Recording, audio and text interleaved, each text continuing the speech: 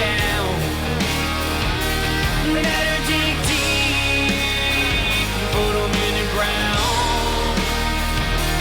But on their hands, they're hellbound. Save us all. Ooh, they're gonna burn it down. Save us all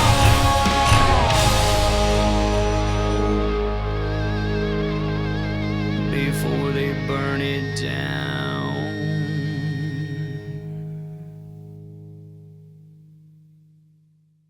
Hey, greetings, everyone, and welcome to the Steadfast and Loyal podcast. Lieutenant Colonel Alan West here. And I just hope and pray that every single one of you had an enjoyable, incredible, happy 250th American Independence Day. Now, I will tell you that if our founding fathers were alive, they would probably take their walking canes and smack Zoran Mamdani across his kneecaps when I think about his July the 4th address. But that's something we'll cover later on. But right now, I want to talk about my experience a couple of weeks ago traveling up in New England through Massachusetts, New Hampshire, Rhode Island, and Connecticut, really the birthplace of our independence 251 years ago, even going back further than that, if you want to consider 1770 and the Boston Massacre.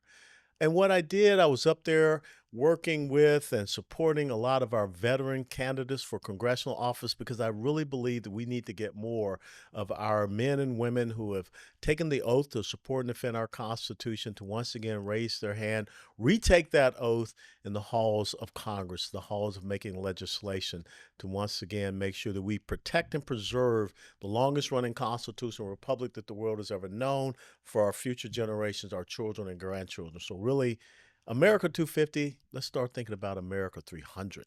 I probably won't be around for America 300. I was for America 200, but I want to make sure that my grandboys have a fantastic country. And so joining us for this discussion, a young man who started out as an airborne Ranger infantry officer in the 82nd Airborne Division. He and I share that background, not as an infantryman, I was an artilleryman. And that's Micah Q. Jones, who is running for Congressional District number 6 in Massachusetts. And we also have someone that's going to really give us a lot of insight into one of the great industries of New England, and that's the fishing industry. And that's Patti Page, who is with Mortellaro Lobster Company there in Gloucester, Massachusetts, which is, as Patty taught me, America's oldest fishing port. So, Micah and Patty, thank you so much for joining us here on the Steadfast and Loyal podcast. Thank you so much, Colonel West. It's great to be on and really appreciate you having taken the time the last few weeks to come up and help me campaign. Truly appreciate your support and everything you do with the Guardian Fund on behalf of veterans around the country.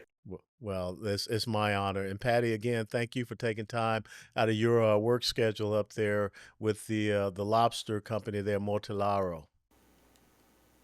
Thank you very much for having me on today, Colonel West. This is a great honor to highlight our fishing industry in our port of Gloucester. See, I knew I was going to mess something up, okay? I knew I was with that southern accent of mine. So it's Gloucester, people. Just the same as I was up there and I was giving a speech talking about Lexington, and I made the mistake of saying Concord, and they said it's Concord. I was like, okay, well, whatever. But Micah, let's start. Give us a little bit about your background and what was the driving impetus for you to leave, potentially a very successful law profession that you're with, legal office that you're with, to run for Massachusetts Congressional District 6 and kind of orient people to the North Shore and Merrimack Valley area. Thank you, Colonel West, and really appreciate again the opportunity to be on here this morning. So as you highlighted, you and I do share, most importantly, a paratrooper background. Very honored to have served, not at the same time, but we both served the 82nd Airborne Division. But as you highlighted, after college, I commissioned the U.S. Army, served over 5 years in the Army, left the Army as a captain in 2016, a decade ago. And at that point, my wife and I had met when we were in North Carolina. I've been stationed at Fort Bragg, and after at that point, as a junior captain, decided to leave the Army and attend law school where I enrolled at Northeastern. And so my wife and I settled in Massachusetts a decade ago. And as you just highlighted, sir, had the opportunity to practice at the international law firm Morgan Lewis in the firm's Boston office. And I really appreciate that experience because we'll highlight momentarily when we speak with Patti about the regulatory environment that's really affecting towns like Gloucester and America's oldest fishing port, and particularly the fishing and lobstering industries. My practice was albeit a securities litigation practice focused on financial industry. It was a regulatory practice as I was representing broker-dealer clients generally against the U.S. government in investigations with the Securities Exchange Commission, as well as high-stakes litigation. But I think that overall understanding of a regulatory practice is how I'll be able to contribute at a high level day one in Congress. But to answer your question, the moment and why I jumped in this moment to leave my law practice and really return to public service, which I think is really the foundation of what I really want to do in order to help the country, Massachusetts, and the district, is that this is now an open seat. And so for your listeners, and as you highlighted, this is the suburbs north of Boston, basically from the towns of Lynn to Newburyport, going up to the New Hampshire border, as far west as the towns of North Andover, Burlington, but is basically the northern coast, northeastern coast of Massachusetts, which includes the town of Gloucester, where Patti's from, and Mortallaro Lobster Company has their business. But the reason I jumped in this moment is that really the stars have aligned for what I think is the best opportunity to flip a seat in Massachusetts since it was last held by a Republican candidate 30 years ago in 1996 by Peter Torkelson. And very quickly, there's 5 reasons I jumped in. It's the open seat. That's rare anywhere in the country, but particularly in Massachusetts where the incumbency advantage is so strong.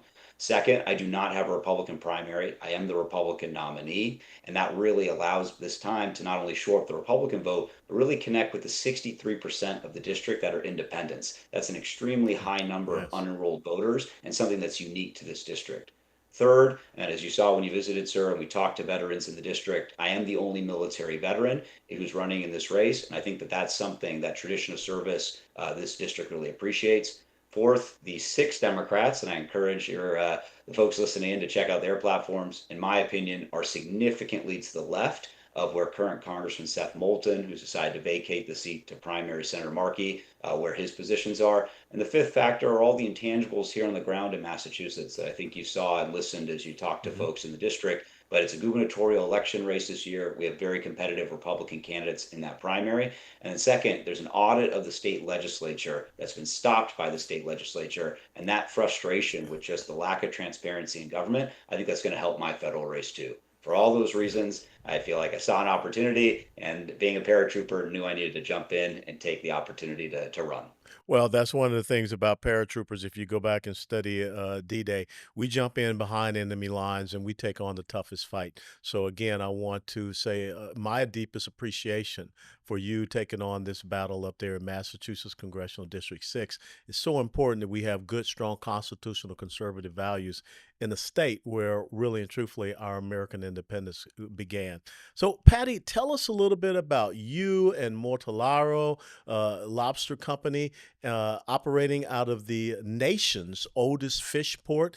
And why do you think it's so important that we have someone like a not Seth, but someone such as, Micah up there? I know that was a Freudian slip. I want to get rid of that guy. If you don't know, Seth Moulton, to me, is a pretty repulsive former Marine. He's always out there talking about he's a Marine. He needs to be gone.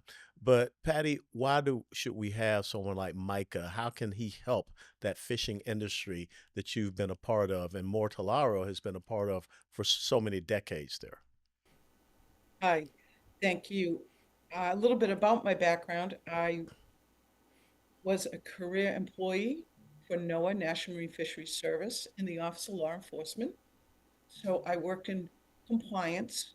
I'm heavily ingrained in regulatory compliance for fishermen and dealers. Then I went on after that to work for Mortallaro Lobster. Gloucester is the largest landing port of lobsters in the state of Massachusetts. Mortallaro Lobster is a large wholesale lobster company, the economic impact of these fisheries is very important for our state. We do have heavy regulations and not just lobster, but groundfish. Recently, July 1st, the EU, European Union, released their tariffs on our imports. That was a really important negotiation that I believe that started with President Trump's tariffs, which have turned out to be a positive thing for us. What we need in our district through Micah and through Congress in general are fair and even regulatory impacts on our businesses, things that can stabilize our business, not destabilize us. They're very onerous regulations from state and federal, some rightfully so. We need healthy seafood. We need stable seafood sources. Unfortunately, the science provided by NOAA, and NOAA has admitted this recently, the science is woefully inadequate to actually manage fisheries around the world, around the country. Gloucester's comparative advantage is its proximity to the ocean, as all coastal communities have.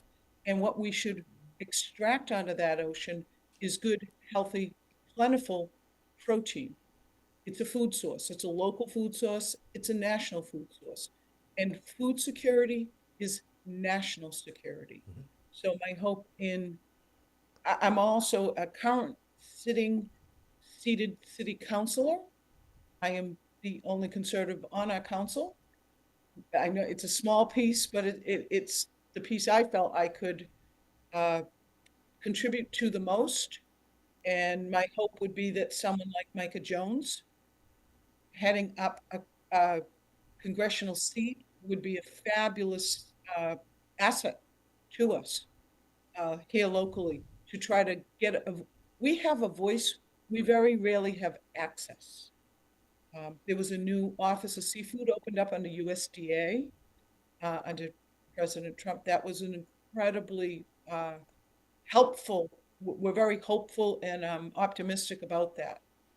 So I hope that covered most of what you wanted to hear about. Yeah. Hey, Pat, I'm going to stick with you on this because as you and I discussed when I was up there in Gloucester, did I say it right this time? We have a 25-letter alphabet. We don't use the R's. Oh my goodness. Okay, okay. Gloucester. It's all right. I give up the G word. I just say G Town.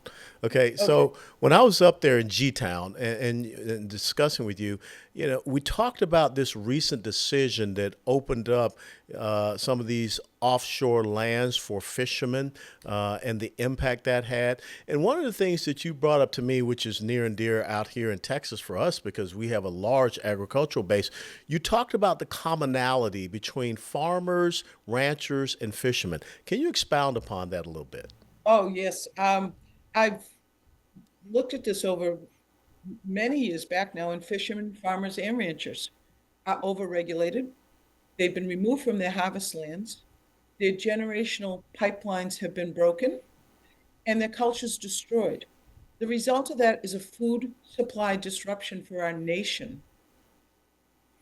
All three of those sectors have that commonality of feeding the nation, great history in doing that, but currently, you know better than I, out west, the difficulties the ranchers face with public lands, the onerous inputs of farmers that they can't afford anymore, making their margins, and we're losing farms daily. It's a dreadful situation, and our fishermen are some of the last to fish here in family-owned, small, independent businesses.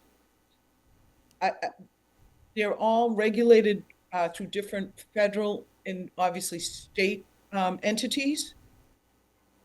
But the commonality is we should all be supporting each other, and we all should be strongly supported from our federal partners to to increase the profit margins, increase the stability of the business environments in those sectors. Michael, as you look at this race going in, some people like you said, it's Massachusetts, it's not going to happen. How can we rekindle that spirit of the Sons of Liberty from 250 plus years ago to Massachusetts today? Because it's so interesting to me that, when I think about the British, when they landed April the 19th of 1775 to march inland toward Concord, Massachusetts to destroy the weapons and armaments factory, the Second Amendment, so many of our constitutional liberties, so many of the grievances that Thomas Jefferson listed in the Declaration of Independence emanated out of Massachusetts. And over the weekend, went back and watched the miniseries John Adams. How can we, once again, refine the John Adams, the Samuel Adams, the Sons of Liberty there in Massachusetts? Well, thank you, Colonel West. And I think it really comes down to connecting with people like Patti and Mortallaro and really these communities that I think are the anchor point. And what I've tried to learn and just in speaking with people like Patti is that, yes, this is the heritage, but it's also the future, and connecting that through line of what it means to have pride in an area and having pride in the industries that make up the district, and seeing the importance of how these are a pipeline for future jobs, future wealth creation, and future just pride in the state of Massachusetts and the country as a whole. And I think particularly is what Patti's informed me and what I've learned in talking to the working waterfront community from Gloucester, but all the way down the coast, is that these are these are small businesses that have the family lineage, but they're also for future pipelines where people can, if they have the right regulatory environment, can really find a really honorable and important trade that gives back to the communities, the Commonwealth, and the country. And so I think just being in a position to highlight the heritage and the future and trying to show that through line is what I'm trying to do in this moment, and tie it together that this is America 250. And we did just celebrate Independence Day. But to me, I feel so honored to be running in 2026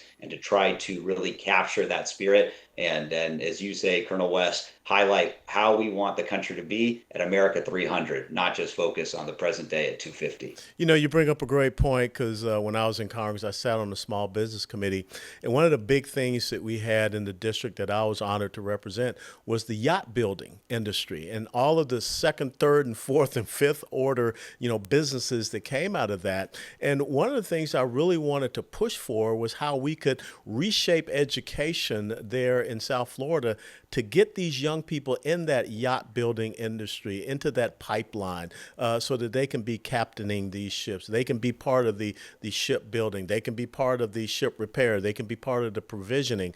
How do you see the future of the fishing industry, and how can we make sure we continue on that incredible history and that legacy, like you said, of the oldest fish port? What type of policies, what type of goals and objectives will you have there in Congress to be able to do that, Micah? Yeah, no, thank you, Colonel West. So I think it's really two parts, so I can take the question. First, it's really listening to people like Patti and Mortallaro Lobster Company to learn from them and understand what are the actual issues. I'm not a commercial fisherman. I have learned quite a bit, but that's not my background. But I have the regulatory experience, and I understand that regulatory environment and how a regulation can have the same weight, and even if not, even have a more direct effect on an industry than a statute that's passed by Congress. So first, learning and listening in that regulatory environment, and see where I can either cut red tape or where we can make adjustments so that it is actually going to help people in these industries, in the fishing industry, lobstering industry, as opposed to making it very difficult to do business. The second side is that I think people don't realize that each of these fishing boats this is a small business. It's a family business. It's generational business. And I've been fortunate enough to tour one of the boats, the Midnight Sun, operated by the Testaverde family in Gloucester, and just incredible to see how much goes into that and how much just true just sweat and resources they put into before they even go out on a multi-day fishing expedition to secure the food supply that we need as a country. And so I think when I look at that, is like, where is there access to capital, whether through the Small Business Administration? Can there be loans that they can use at a low interest rate that would allow people to get a toehold? Because so much of this is a challenge of people are coming out of being interested in the industry, but it's such a high startup cost to get into the actual fishing industry unless you are from one of these generational families. Two, I think having training and technical pipelines. We have a lot of great technical schools in the area. There's Essex Tech,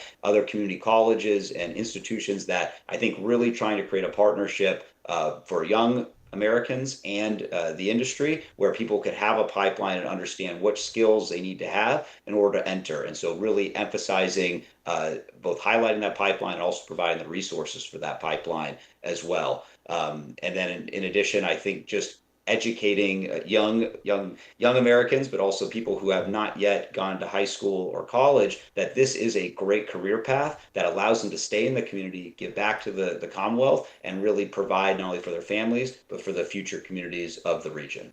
And I'll ask you pretty much so the same question, Patty, because when we were there, and you just brought it up here recently, you talked about NOAA and not getting the science right. And one of the things you and I discussed was why don't people listen to the fishermen? If you want to talk about folks that understand the science of the ocean and the adversarial or the positive effects thereof, how can we get people to listen to those fishermen? And also, what are some of the challenges that you have there? Is that lone voice sitting on your city council?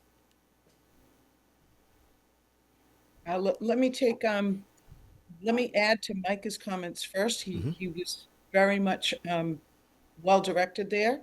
Some of the other investments that are needed are investments in our platforms, energy efficient vessels, and better equipment and upgrades to vessels so that it makes the labor easier and safer. And some of the other investments could be what I term a gap transfer program.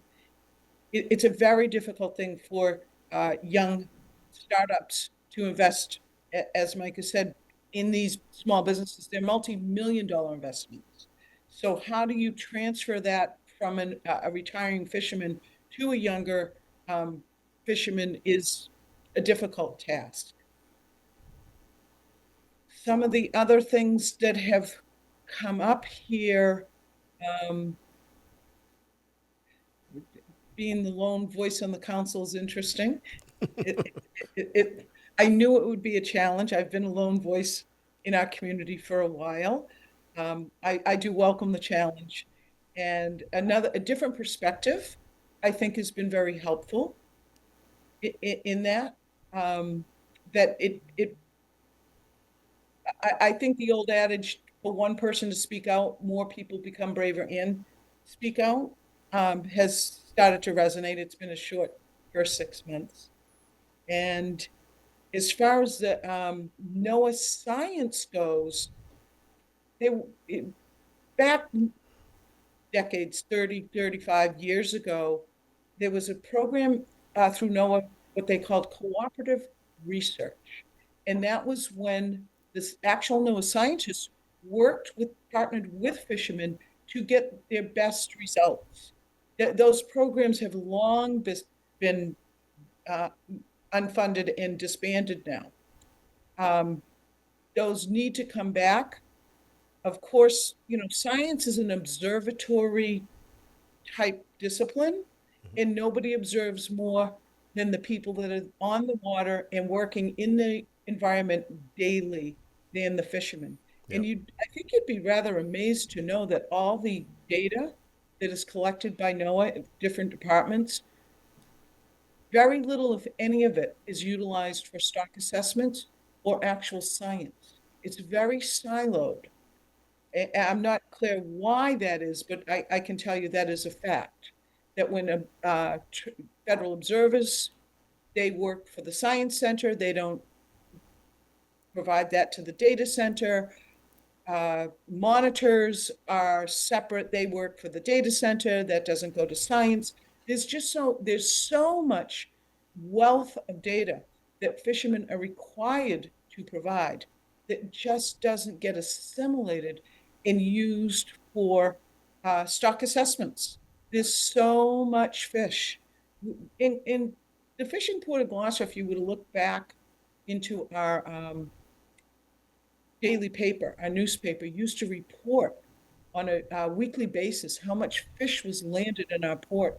And there were millions of pounds of fish weekly, not just landed here, but cut and processed here and shipped out. At one point, we had contracts with the government for military food source of fish. Those things, all these programs need to come back. Our fisheries are strong from the north of Cape Cod to the top of Maine in what they call the Northwest Atlantic or the Gulf of Maine. They've underfished their allocation for almost 20 years running. There is no overfishing in that area at all that we can look at. We have very strong data that reports that. And the idea that we can't harvest this fish is not just a food source problem, but it's an economic problem as well. We leave billions of pounds of fish and dollars in the water every year just because of the way that just because the regulations are so complicated. So I hope that touched upon what you No, need. you absolutely hit the nail on the head. And so again, I think that's why it's so important that you have someone that understands the onerous nature of regulatory burdens, which is what Micah has been doing there in his legal practice. But now he can, as he said, take that model, even though he was in the financial sector, and transition that to the fishing industry, to that sector, which is, a economic backbone for that congressional district. So, Micah, this is the question. I mean, you've got a couple of young kids. My three grandboys are 5, 2, and one who's still in the aircraft, about to hit the drop zone in December. What is your big concern for America going forward? I, I, that is really more than anything what's driving me in this moment. I am so worried that young Americans are so discouraged and disaffected, and that they just do not understand how lucky they are, that we are, to be born in the greatest country in the history of the world. And I think that that's something from, and this is a big part of my platform and why I feel so strongly. Me as a older millennial, and so really in that middle where I kind of now and seeing just my own generation, Gen Z behind me, really feeling disconnected with the country. And so I think using this platform in a way to really highlight that the American dream absolutely still does exist. It's not a light switch operation, but you can start in one place and end in a place where you want to go. And I think that my family and I are proof of that. So just leading by example, leading from the front and showing that that's possible. But second, I think a lot of it comes from that so many young Americans have not had the opportunity to serve in any capacity. And as much as I truly loved my military service, and I'm so thankful I got to wear the uniform for 5 years, I am the first to say also that military service is not for everyone. Hmm. And so that's why a big part of my platform is really trying to expand public service opportunities for young Americans outside of the military, because I think that when young Americans have the opportunity to serve their communities, serve their country, they come away feeling much more engaged and connected and really understand how lucky this country is. And so whether that's Teach for America, Peace Corps, AmeriCorps, City Air, even I would love to see something, even if it fell under the Army Corps of Engineers, more of a civilian conservation corps type program, something that allows young Americans to give back to their communities and then also gain a valuable skill set and have, for example, a tangible trade that they can then contribute to in the private sector. To me, that's something that I really would love to use this moment. And as you say, again, focus on how we get to America 300 and put the country in a better place. But that to me is why more than anything needed to be in the breach this moment, lead from the front, lead from example, and just share how great this country is. Patty, Micah brings up a great point. Is there any type of summer internship program for a lot of these high school kids to go out there and work on some of these fishing vessels? That's an interesting point. The history of that is that fishermen would take their young sons out fishing every summer. 10, 11, 12-year-old boys. Actually, that's what they did. They went on fishing trips with their fathers and their uncles and their brothers. There were a lot of crew back in those days on vessels. The vessels were larger, 120-foot vessels like that. And you'd bring 8 to 12 crew members. And that's where those boys started to get their sea legs and their experience. And many of them did go into the fishing industry, became vessel captains. That changed right around the mid 80s to early 90s. Fishing families were not encouraging their sons any longer. They saw the future of this fishing industry not to be as vibrant and successful as it once was, and they discouraged their children. And that's part of what has damaged our generational pipeline here. That knowledge can only be learned at sea. You can do a lot from land and teach people the physical aspects and the navigational aspects, but to be out on that ocean during difficult weather conditions, moon phases, water temperatures, times of the year, where the feed is, you can only learn that by doing. So do they still do that? There are some small opportunities for our children in the summer now, but not like there was historically. Again, those mentorship programs would be part of what we phase as retool, retrain, restore, and revive our fishing industry. And that famous line from one of our captains here in the port that has a training school for fishermen. And so again, Patty, I'll ask you the question: what concerns you the most about the future of this nation and your area? Of the nation. I've never seen such divisiveness and hostility. I think I'd like to find more unity. In my own personal work, I try to find the common ground first and work up from there, rather than start in opposite corners. I do think we need stability and food security. If countries revolt when their population is hungry, that's when revolt starts. And we really need to keep our food sources available here for our own people. Energy is a problem. I do see that. We're finding that the energy sources out in New York are actually affecting us here now. National Grid is warning us because of the draw. Try not to use too much energy between the hours of 4 and 8 p.m. So there are a lot of concerns.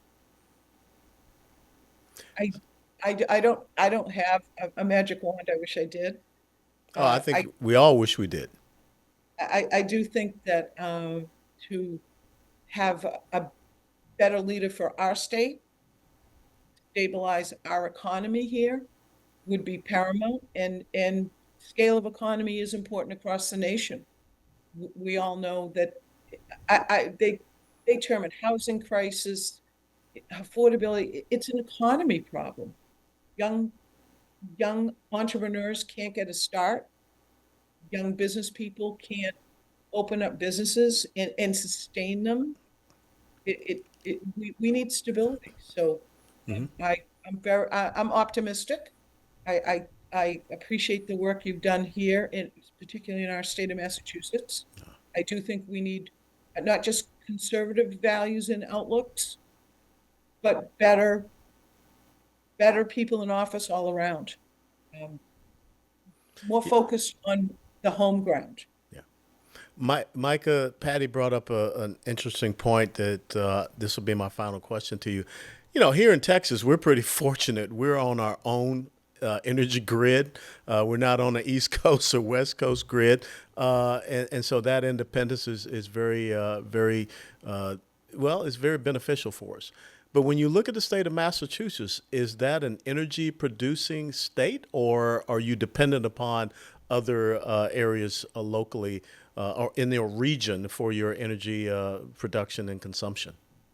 The latter, Colonel, in that Massachusetts, we export ideas and innovation, but we import everything else. And so energy costs to me, especially what levers at the federal level to lower costs and everything we're talking about this moment, I think it starts with energy. And Hmm. so for me, another big part of my platform is how do we really capture that energy innovation and spread it through not only Massachusetts, but New England as a whole. That's why I'm a strong supporter of expanding the natural gas pipeline infrastructure.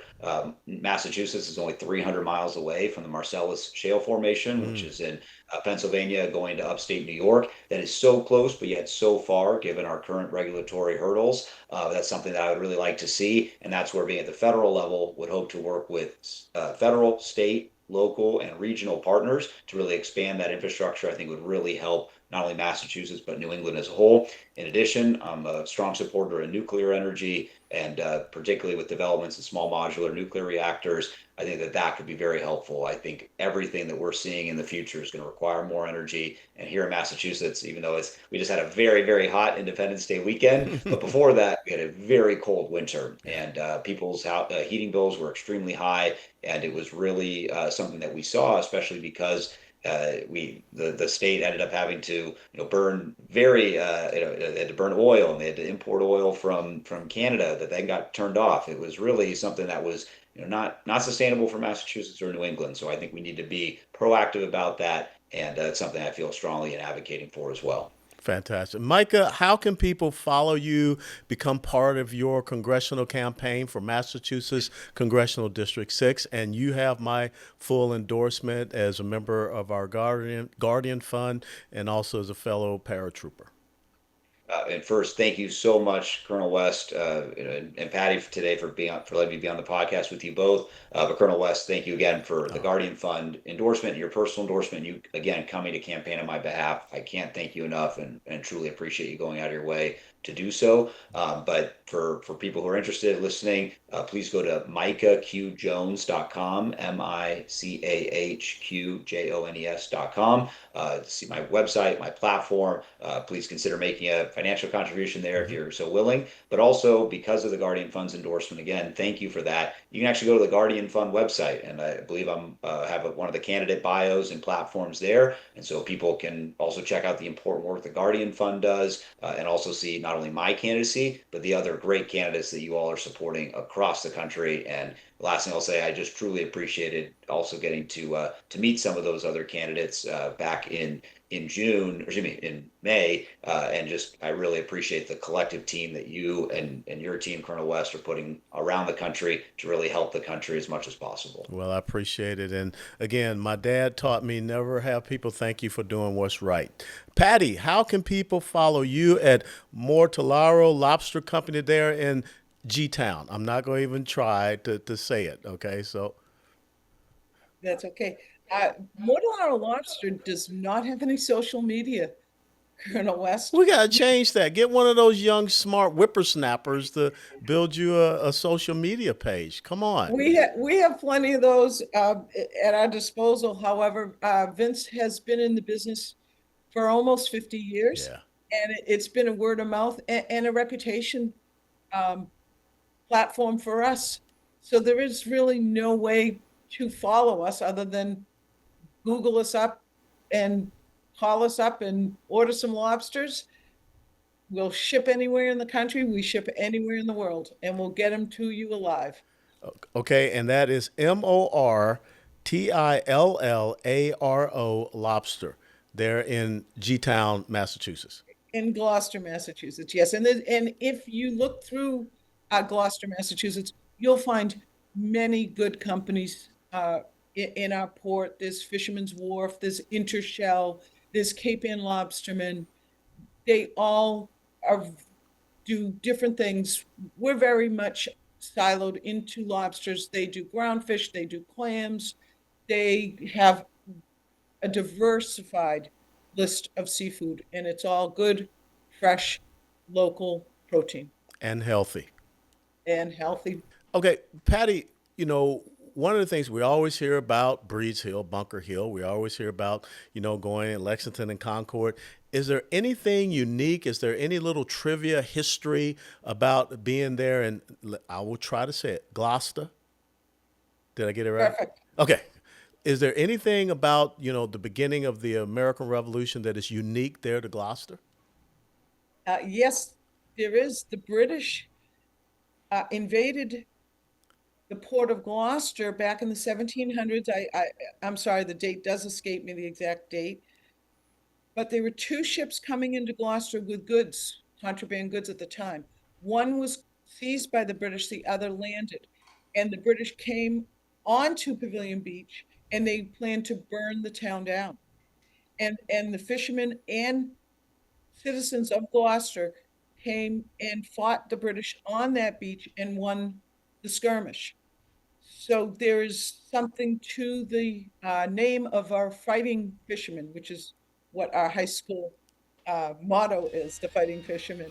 But there's a lot of real history here, right in the town of Gloucester as well, from the early times and from the Civil War.